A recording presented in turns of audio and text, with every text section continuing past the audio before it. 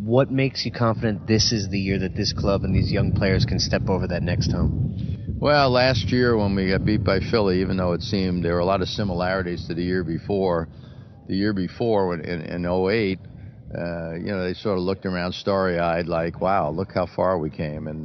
And last year when we lost, Game 4 was a tough one for us to lose, but Game 5, there was a lot of crying going on in our clubhouse where guys felt they had this opportunity that was very close, very achievable, and they let something get away. But the way I look at it, it's just another step that they've made, because unless you get that 27th out in these games, you're not good enough. I mean, you have to be good enough, and the only way you get good enough is to have practice. And I just think, just from the attitude we've had so far in spring training, these guys think a lot of themselves, and yet they're not patting themselves on the back. They're out there working their tails off. So that's a good sign for me.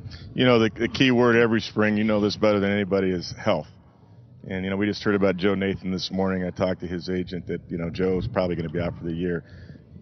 Injuries, Alex Gordon with Kansas City. You've got Russ Martin. Can you touch on that a little bit? It's hard to speculate, but where are you at with Russ Martin? And if not Russ Martin for a couple of months, where do you see with your catching situation? Here we go back to talking about catchers. We love catchers. We do. They're necessary here. You realize how far that ball would roll if there were no catchers back there?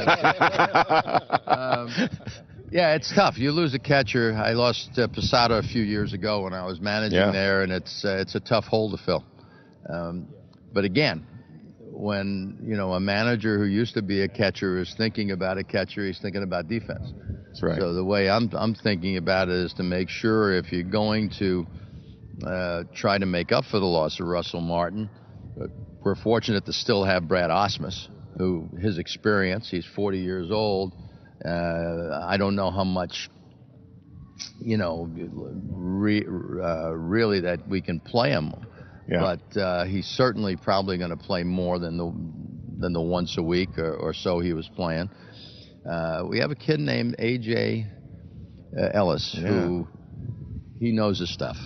Defensively, this kid is very, very good. And for a backup catcher, I've always looked for someone with defensive ability, because you don't want your ball club, since pitching is such a big part of what we do, we want to make sure that we keep the pitching intact, and the only way you can do that is to have somebody who knows what they're doing behind the plate.